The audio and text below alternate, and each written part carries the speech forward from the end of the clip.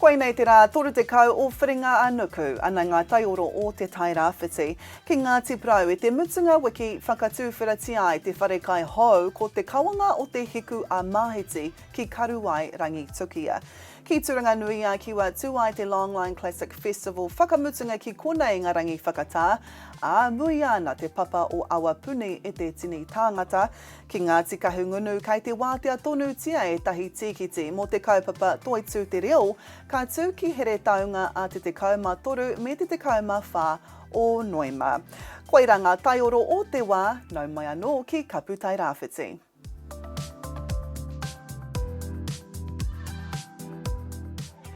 E huro ana ngā tawira ngā mātua me ngā kaiako hoki o te kura kaupapa Māori o Hawaiiki Hou. I te mea, kua whakatūwhirati ai tō rātau kura hou.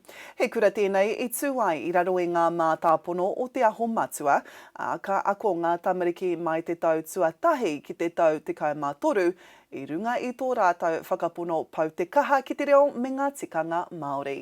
Nō, ku te maringa nui kia tai atu ki tēnei rā nui whakaharahara.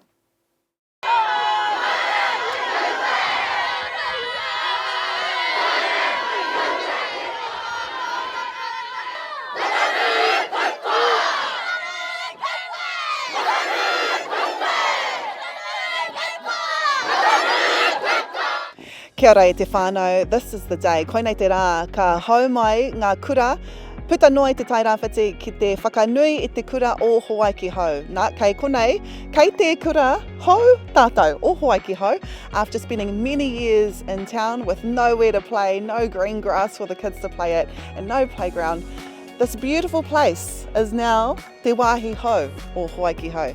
Nō reira, before all the schools make their way here, e mua i te taitai mai o ngā kura katoa puta noa I Turanga Nui a kiwa nei me te Tairāwhiti nei. Let's go and have a look and see how Hawaiiki Hou are going.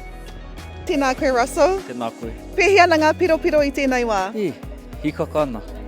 Ki te i ngā tamariki katoa, tai mai ki te tautoko utira, te hāpori, ngā iwi o te motu, ko tai mai. Nō reira, koina ngā piro o te wā, hikaka ana te kite I te iwi kaha tautoko mai I a tātou me tō tātou whakatūwhiratanga I ngā whare. Hara I te mea I whakatūwhira I te kaupapa engari ko ngā whare hou ko whiwhi ai e mātai, nō reira waimari.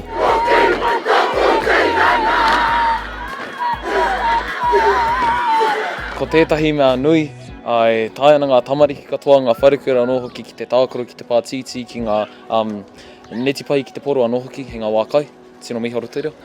Ko ngā hihi o te rangi nei, he miharo rāti te pā ki te mahana ki te wera anō hoki I nei rangi. I miharo ki te I ngā manuhiri engari, ngā kura kaupapa Māori, ngā tauira anō hoki I noho ki tō tātou taha, I āwhina ki te tautoko I a tātou ki te kaua mai ngā manuhiri ki ringa I tēnei ngā whenua hou.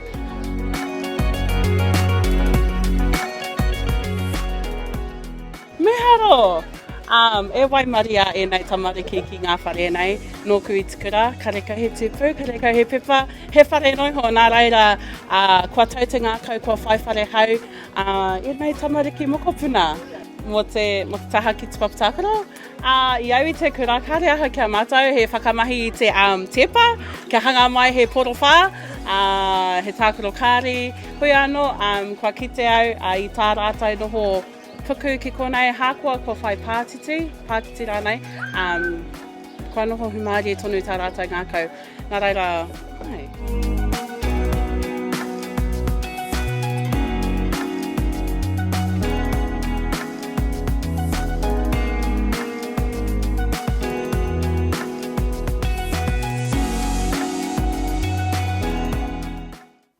Ka mau te wehi ne te ātāhua hoki o tērā kura.